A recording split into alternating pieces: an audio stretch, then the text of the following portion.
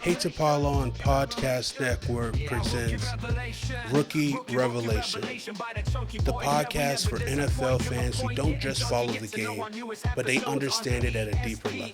The insider's guide to the NFL draft, team building, and uncovering the hidden gems that could transform the league. Spot the stars before they shine. Rookie Revelation is your draft day edge. Join Jonathan and CJ as they present Rookie Revelation. Podcasting all of the nation, rated 5 stars across the whole nation. Chunky to the bone, let me get a hand clap. Rookie Revelation is where the fans at. Hey, don't you love it? We use this in our public fairs. The best podcast with Chunky and the boys get ideas to our speakers on. Yeah. Rookie Revelation, Rookie Revelation. So, starting at the quarterback position for the Buffalo Bills, I think we can safely say that the Buffalo Bills has an A plus, because their quarterback is in the MVP race, Josh Allen. Jonathan, what do you think for a grade for the Buffalo Bills? I think A plus is fair. Although, who's their backup? Let's look at the depth chart behind. Mitchell Trubisky. Ooh. He is a guy, like, okay, so what do you look for in your backup, right? So, like, for me, right, most of the time you go veteran, or you got a guy who's young who could possibly compete, or you look for a guy who can step in and do the same thing, right? So with Mitchell Trubisky, he is similar to Josh Allen in regards of a big body quarterback, decent arm, and can move a little bit mobile in the pocket as well. Definitely not. Is Mitchell Trubisky more athletic than Josh Allen? He might be faster, but Josh Allen's tougher. Like, he runs tougher. For sure. Like, obviously, like, he's a bust, but like, I think Mitchell might be a little more finesse, but like slightly finesse more. You know what I mean? So like in a way, like, they're similar. And with Mitchell obviously going to the playoffs and having a lot of starting experience, whether he was good is remaining to seen. But like, as a backup, having a guy who has starting experience and who has been to the playoffs, that's pretty valuable, whether you think he's good or not. That's fair. I think he stinks.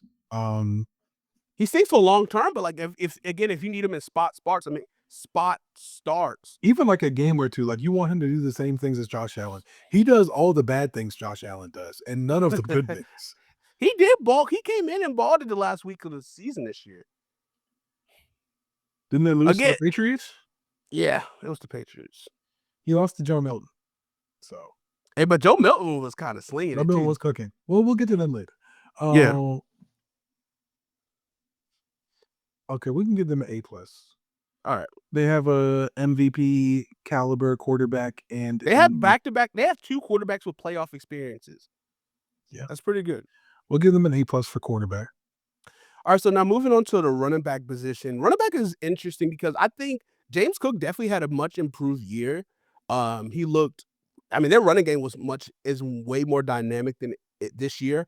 And I think that was due to the part of Joe Brady taking over as offensive coordinator for Ken Dorsey, who I think since he took over the end of last year, they prioritized running the football more. And I think that's just what made this team more dangerous and more balanced. And it's something they really, really needed to do. This year, they ranked in the top 10 in rushing, which is pretty good. They rushed for over 2,000 yards, 2,200 yards this year, and 32 rushing touchdowns. So definitely ran the ball really well. At your starters for the Buffalo Bills, you got James Cook, Georgia Bulldog, backup Ray Davis, who I think he maybe rushed for a couple touchdowns. He had a couple And good gigs. Todd Johnson. And I think they have pretty solid depth. I think James Cook is like, he's a borderline tier A running back in the league. He's definitely I think he solidified himself as a tier 2 running back. But I think Ray Davis is really good, and Todd Johnson was pretty solid in spot starts for him as well. I like this running back room a lot. I'm gonna give this a B plus running back room, maybe A minus.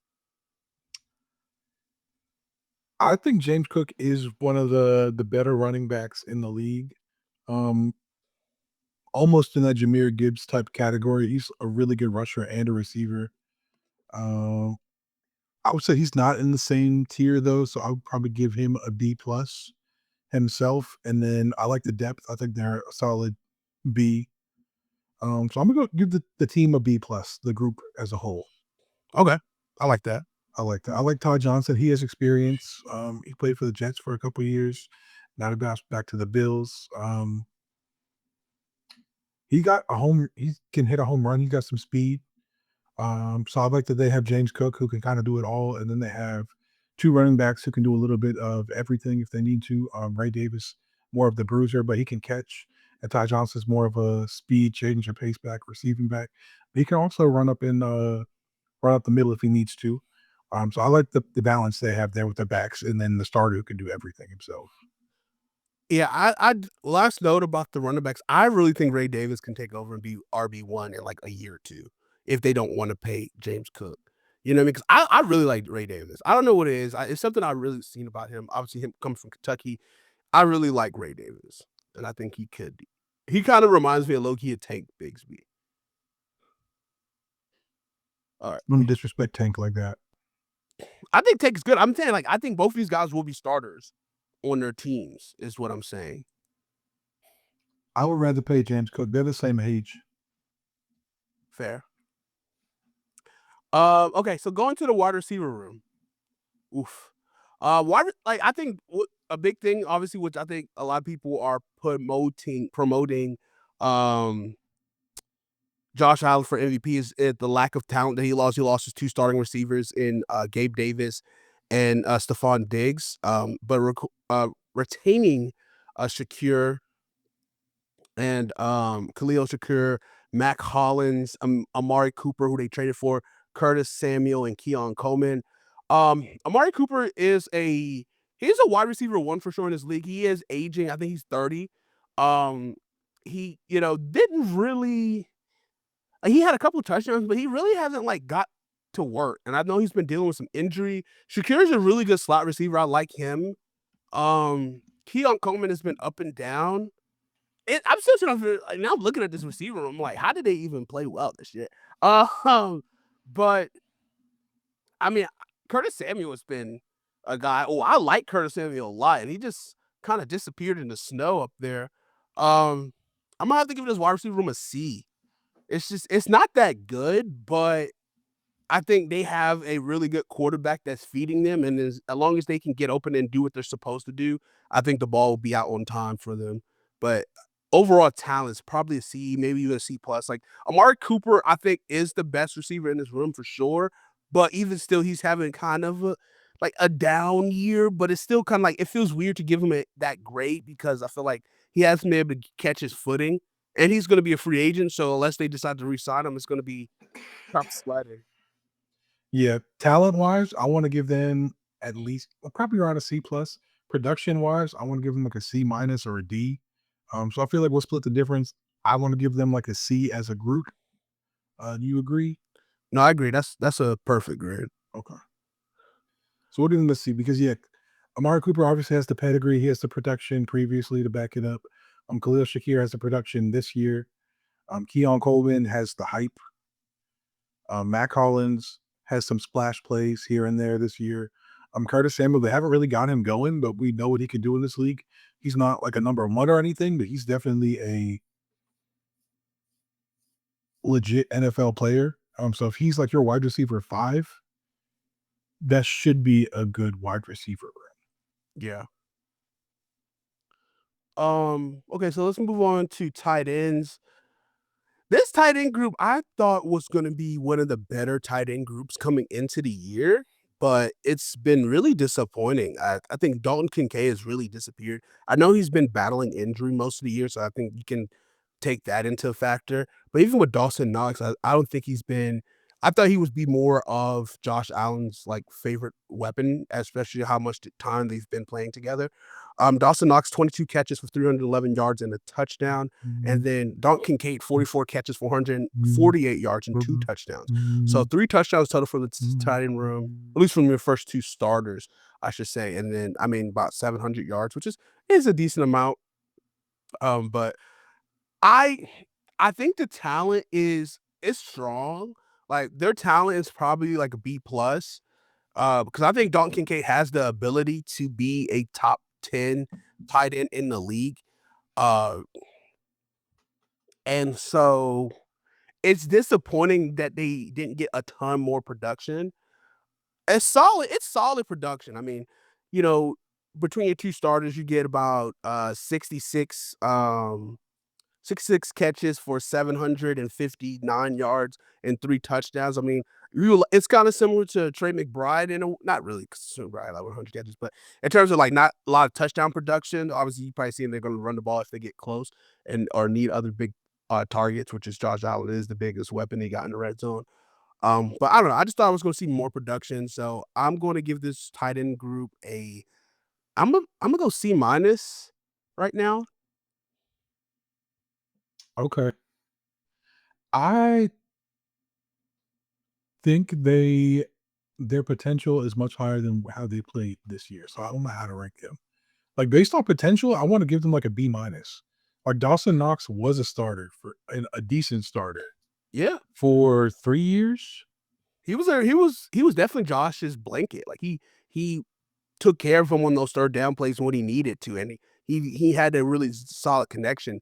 It seemed to have I don't wanna say they had a falling out because even when we thought Dawson it was a weird passing of the torch last year when Kincaid was trying to get integrated into the offense, but as the year went on, like, Kincaid became more of that go-to guy that he needed to catch, which we saw that so much for him in Utah where he was their go-to guy, getting like Mhm. 14, 15 catches a game roughly. I mean, I don't say that, but he was a high target guy. Like, we know our best guy's going to get it, similar to a Tyler Warren, which we'll talk about later on in this draft process, a dog at tight end. But yeah, I mean, I'm a little bit disappointed from this year, production wise. The talent is there, but based off of what we saw this year, like they should both at least average 500 at least, Oh, for sure. And they should be putting up closer to like 10 touchdowns combined, not less than five combined. Like they Yeah, should be putting up five each. easily, easily. So Especially with the lack of because especially with the lack of wide receiver talent, I definitely thought the production from the tight end room would double. yeah. So I think based on potential, they should be like a B. Based on production, I give them like a C minus to a D. So I kind of want to average that out to a C, C minus. What do you think? Yeah, I'm cool with C minus. C minus. Okay.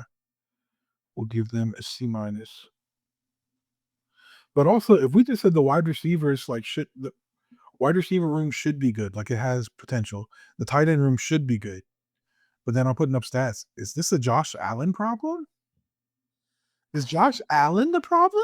Definitely not. I think he's definitely uh um I don't know how to explain it, but I mean he's obviously spreading the rock and then just doing this himself with his legs. I mean, as you saw, they had 32 rushing touchdowns this year. So Yeah, I mean, he had 12 of them because he had 102 rushes for 503 yards. I think he has about 26 passing touchdowns, I think. So I don't know. Passing touchdowns. He has 28 to 6 interceptions. So his interception rate is pretty low.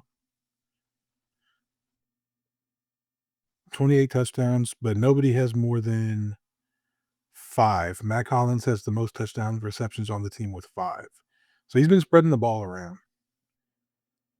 He has been, which is a mark of a good quarterback. Which you try not to single in on one guy, even though as much as you want them to like get them for your fantasy league.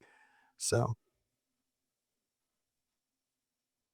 Okay, so we'll give the tight end group a C minus. Offensive line, we got the starters are Dion Dawkins at left tackle, David Edwards at left guard, Connor McGovern at center, Osiris Torrance, first round pick from 2 years ago at right guard, and okay. Spencer Brown at right tackle.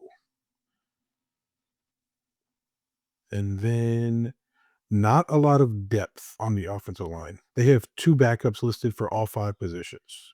Oof. Ryan Van Denmark is their backup at left tackle and right tackle, so he's the swing tackle. And then Alec Anderson is the primary backup for all three interior positions, left guard, center, and right guard. And then behind those two, there is Cedric Van Pran Granger and Tylen Grable. So they only have 9 offensive linemen. Usually you see about 10. Yeah. Yeah, I think it's a good middle of the road team. I mean, they run the ball well. Um, they're decent in protection. I'm trying to look for the EPA scores. Um, I should have had that pulled up already. Um, but yeah, like, I think they're fine. I don't think they're terrible. I think they're pretty middle of the road. Yeah. I mean, Deion Dawkins is a good but not like incredible left tackle. Um, Spencer Brown has been really good at right tackle for them. They drafted him out of Northern Illinois, I want to say. Yeah. Um, he was like 6'8" and like 320 and ran like a 4'8", I want to say. He had a crazy combine or pro day, one of the two. Man, sounds Like a like freak athlete. yeah. They took a shot on him. He developed well. He's a starter for them. Osiris Torrance out of Florida. Which I like In the one Osiris. game. I like him. Same. Connor McGovern has been around the league for a while. David Edwards, same. On them with the Rams. So they got guys who have started. Deion Dawkins is, I want to say he's probably close to 31. Let me see. 30. Nice. Okay, that's He's not 30. bad. So not like, not washed yet, but he's not young either. Probably nearing the end of his prime. Spencer Brown is, let's see, 26. So I got I'm just pulled up some offensive line grade ratings and grades from this past year. So we got some interesting blitz percentage, but pressure percentage. Based off of overall block win rate, the Buffalo Bills rank 8th with 69.44%. Um, so pretty good. They ranked, yeah, overall 8th, and best offensive line so far this year based off of the analytics. So that's pretty good. A top 10 offensive line that's doing what it's got to do. Like again, like it's the sum is greater than its parts. So there's not a lot of standout guys, but good enough guys that are doing the job and it's blocking and it's running and it's holding and doing what they need to do for an MVP caliber season for Josh Allen. Um, Offensive line has to give you a B plus, A minus for me. Yeah, I would give them an A minus. I think they're a really good group.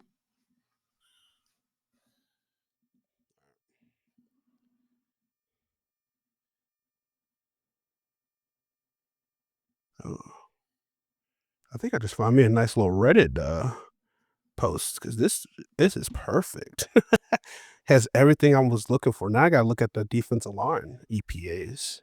Wonder Defensive if he got line, their starters are AJ Epinesa at one end, Ed Oliver and Daquan well, he Jones. plays Defensive end. I tackle. thought he was a linebacker. No, Oh. defensive end. And Greg Rousseau at the other end. And then their backups, they have Dwayne Smoot at end and Von Miller at end. Dwayne Carter and Austin Johnson at defensive tackle. And then Javon Solomon, Jordan Phillips, Quentin Jefferson, and Adafwan Ulofoshio. I probably butchered that last name. My apologies. Sorry. He's the last one is a backup linebacker, not defensive line. My bad. So starters are good. AJ Epinesa. I like him. Liked him in the draft. Yeah, they're a good bunch. I didn't give the overall review of this team, but this defense is anchored by Bobby Bobbich. I was about to say Bobby Boucher. He is a 41-year-old defensive coordinator, which I'm not familiar with him now looking at him. he looks like he's been with the Buffalo Bills since 2017. Started as an assistant defensive backs coach, worked his way up to safeties coach for 4 years, linebackers coach for 2 years, and then got the jump to be the defensive coordinator. He actually was the administrative coaching assistant for the Carolina Panthers in 2011 and assistant defensive backs coach for the Panthers as well in 2012 when he was 29. He played or no, he was defensive backs coach at Eastern Illinois when he was 24. So he's definitely started coaching early. Um, so that was a decent group. I mean, I think this team has lost a lot of players and um it's not kind of like the same. Like, they deal with so many injuries consistently. Um, but I think they're a solid group for the most part. I'm trying to pull up to see I got some defensive stats. I got some. So Greg Rousseau leads the team with 8 sacks. AJ Epinesa and Von Miller are tied with 6 each. And then Quentin Jefferson has 1, Javon Solomon 2, Dwayne Smoot 1.5, Ed Oliver 3, Daquan Jones 2.5. So their defensive line is doing most of the work there. They don't have too many linebackers or safeties with sacks, so not much blitzing there. I did see one. Let's Christian see. Benford has a sack on a corner blitz. But as a team, they have 39 sacks, so decent amount there. Yeah, But 39, but you wanna see that obviously a dominant I'd say, like, for me, looking at sacks, I definitely look at 50. I think 50 is always, like, that golden number of sacks that you wanna get. So, I mean, about 11 off from that is not terrible. I gotta look at their pressure percentage. But, in terms of EPA, the Buffalo Bills they rank 13th, so kinda middle of the pack, upper middle of the pack, I should say. So not bad, as a team. They their down percentage, they rank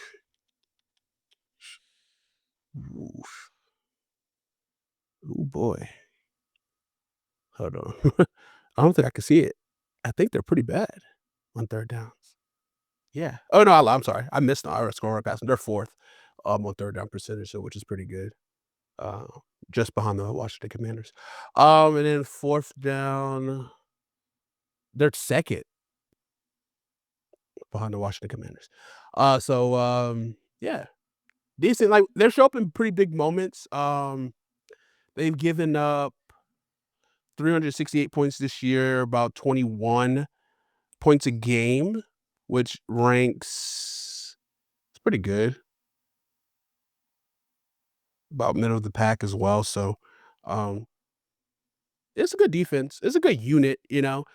I think they're a little susceptible to good play, but we shall see. Um, Grade for the defensive line. Ooh, I don't know. It's like I mean, there's not terrible numbers. Oh, um, I'm gonna go like C plus, B minus.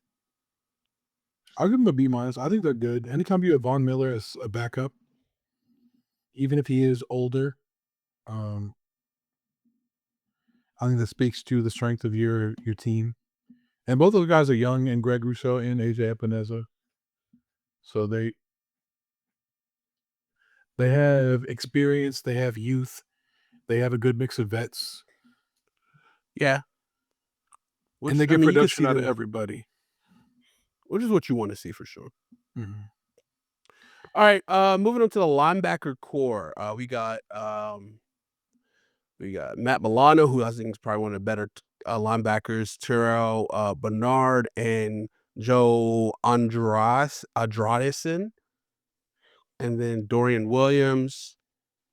Definitely looks thin at the linebacker position for sure. Baylon Spector, Clemson legend. Yeah, he's on IR. So I mean, linebacker. I think Milano definitely carries this. Bernard is no slouch. He's pretty solid. He's a solid guy. He's 25.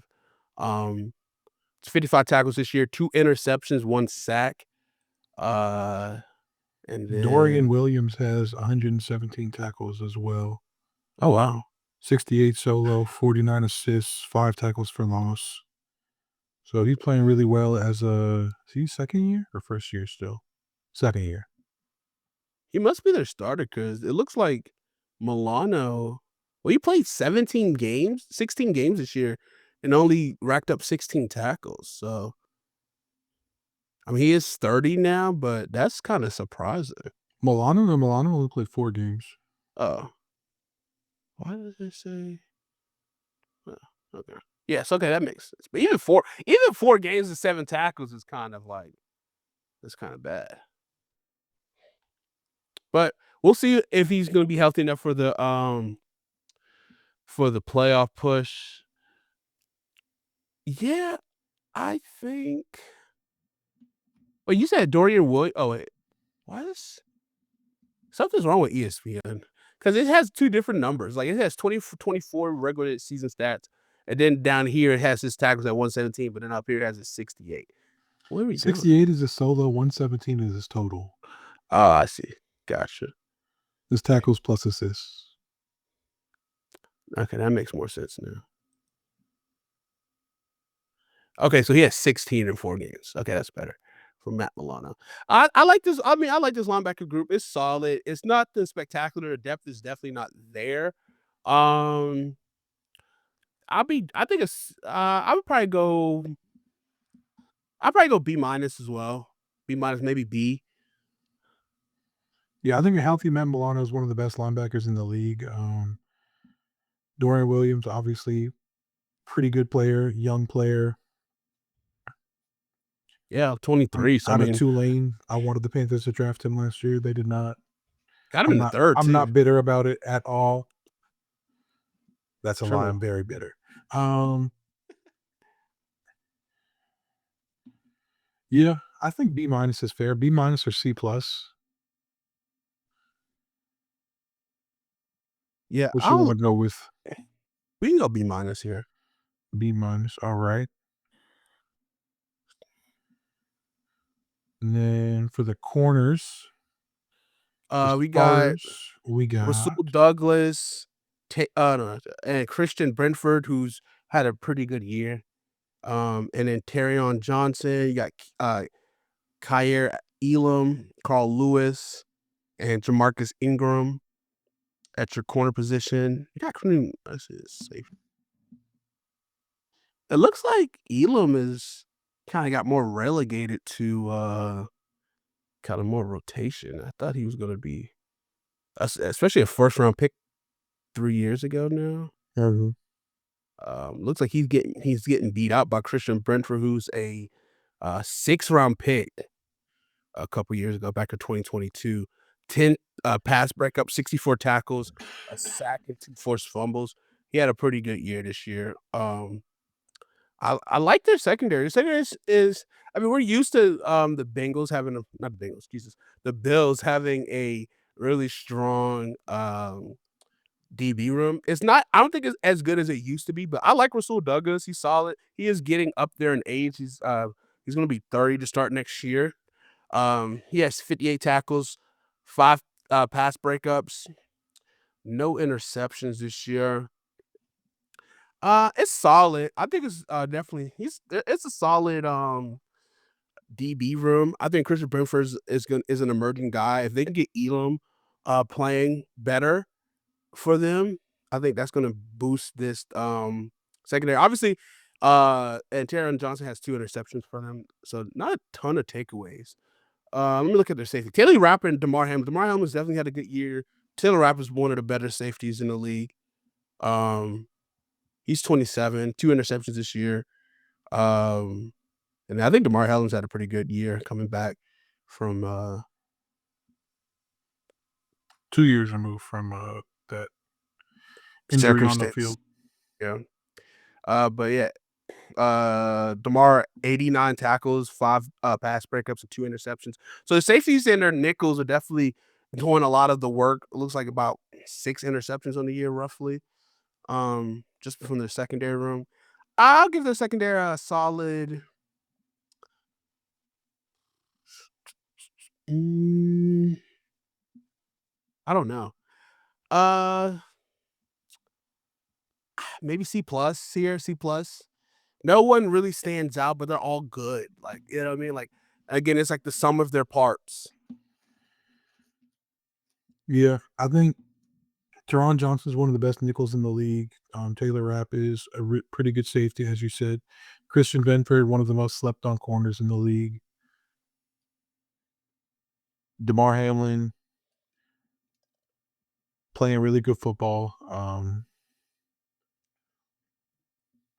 But yeah, they don't have like one guy. They don't have a Stephon Gilmore anymore. They don't have a Tre'Davious White anymore.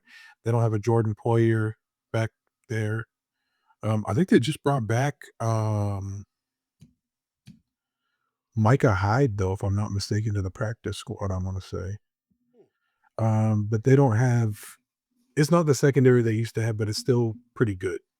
So I think C plus is fair. Okay.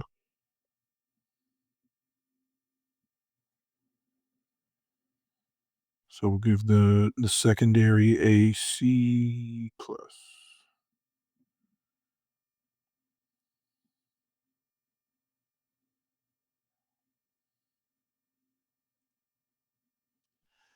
All right. Now to the deep nerdy stuff. We'll try to fly through this here.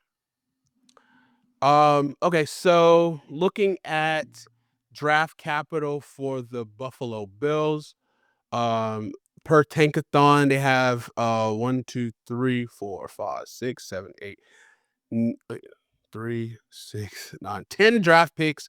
They have their first round pick, which is the 29th as of right now. They pick on playoff position, but they got the 60th pick, the 61st. So they got the 60th from Minnesota Vikings, their own 61st, and they got the 107th pick from Chicago. And they got their next 3 picks: 129, 169, 172. They got 175 from the Giants. 203 is their pick, and then 206 from the Detroit Lions. So they have 3 picks in the top 100 and 4 picks in the top 107. That's pretty solid draft capital, especially for a team that's in the back half of the draft. Because then they'll be able to really start to get those fringe starters and depth pieces. And these like really good dense. I mean, especially 2 second round picks. So and it says honestly like 3 second round picks. So you can really kind of get some good talent, 29, 60, and 61, and possibly even, package one of these picks to be able to move up even a little bit higher in the back end of the first if they decide to do that.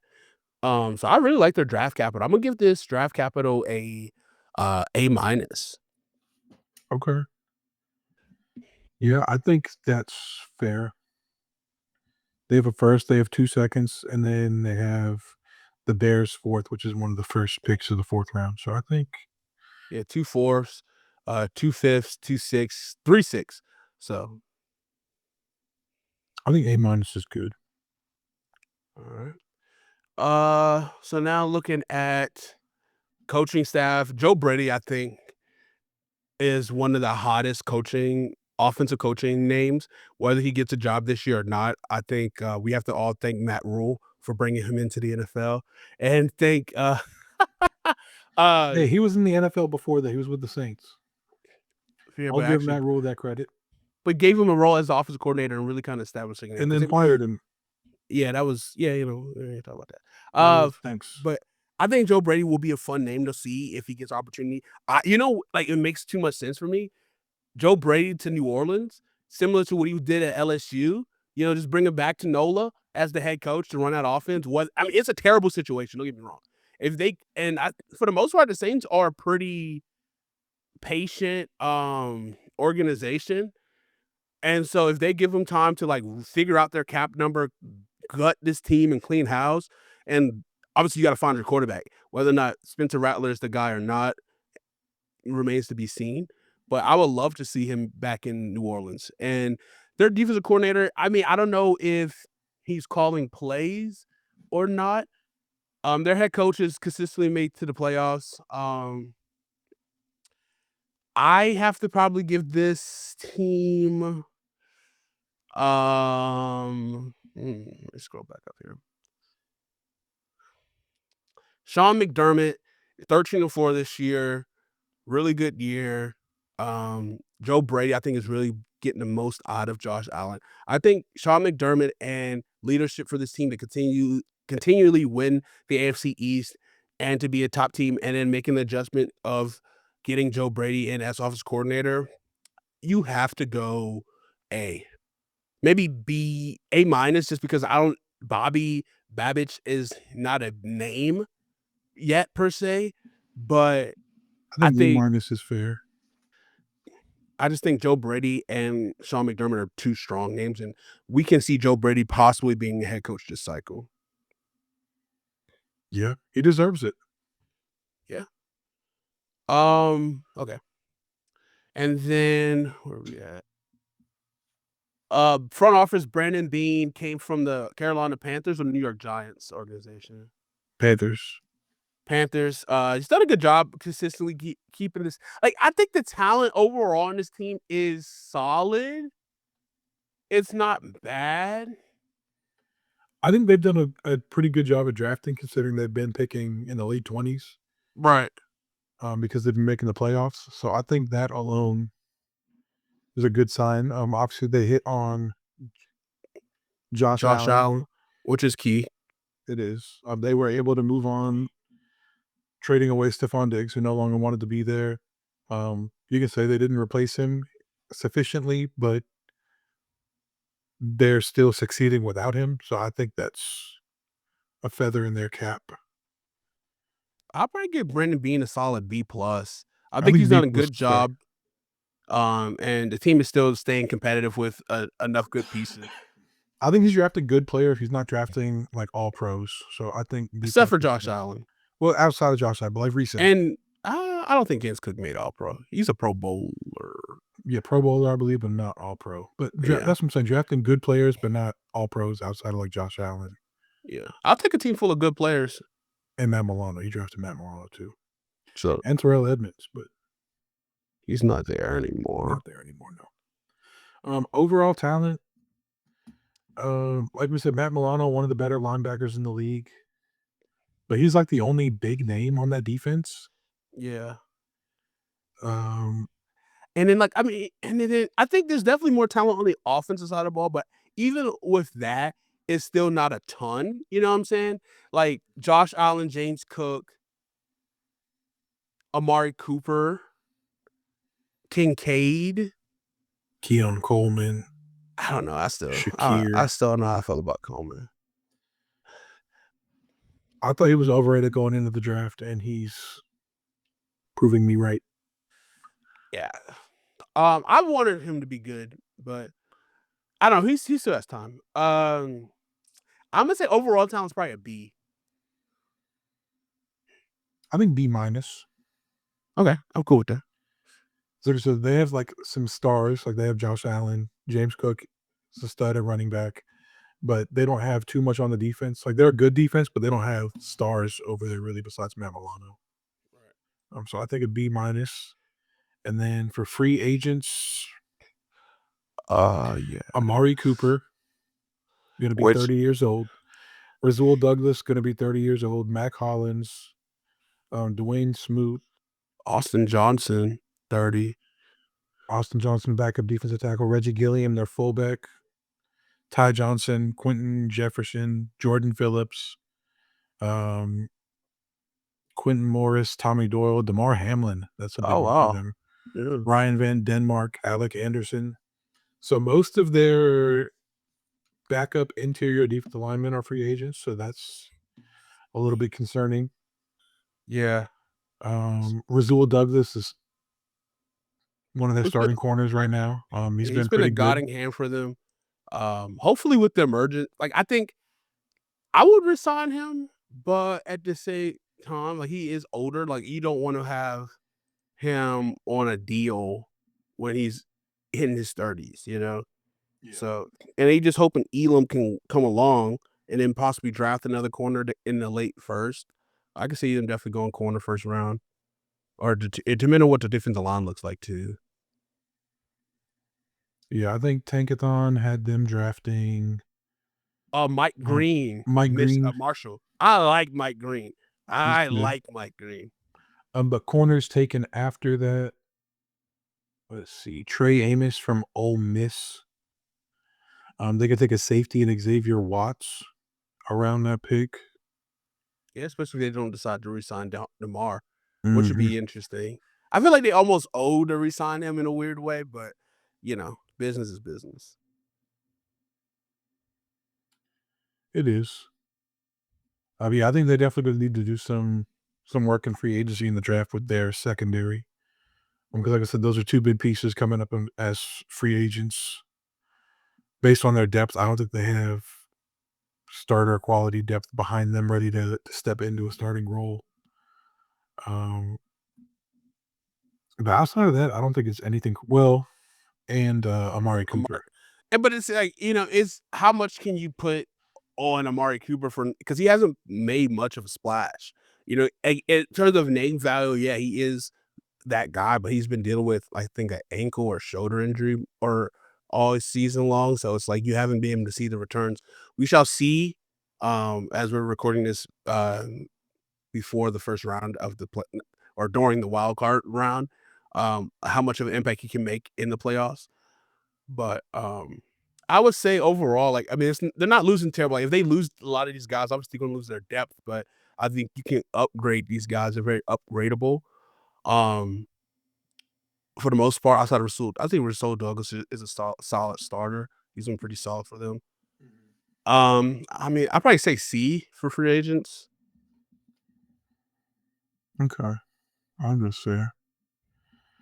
All right. And then the overall grade, we have an A- for them for draft capital, an A- for coaching staff, B+ for front office, B- for overall talent. The overall talent we got from an A+ for quarterback room, B+ for running back room, C for wide receiver room, C- for tight end room, A- for the offensive line, B- for both the defensive line and linebacker group, and a C+ for the secondary. So overall, where do you think that leaves them? I think overall, I would give this team a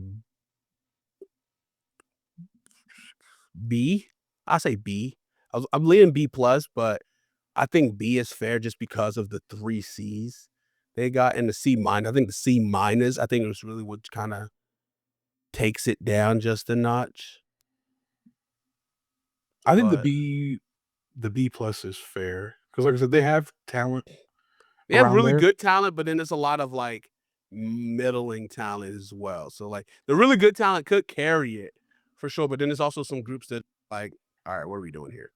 I think they have talent that hasn't lived up to the talent that they have. Like, they haven't been producing to the ability they have, but also they're getting good production out of some lesser talent. So I think overall, if they can continue to get good production from the lesser talented guys, and then they get the talented guys to play up to their ability, I think they still have potential to be better than they are right now, which is at 13-14. Which is kind of crazy.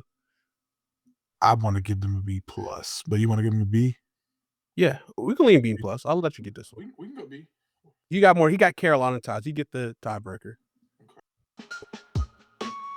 And that's a wrap on this episode of Rookie Revelation. Thanks for joining us. And don't forget, rate and leave a review. It helps us bring you even more draft day insights. You got a player you're keeping your eye on? Or a draft take you're dying to share? Reach out to us on social media at hate2pylon or drop an email at hate2pylon@gmail.com. We would love to hear from you. But until next time, remember, the future of football starts here. We'll see you next week on the Rookie Revelation. The Rookie Revelation will be televised.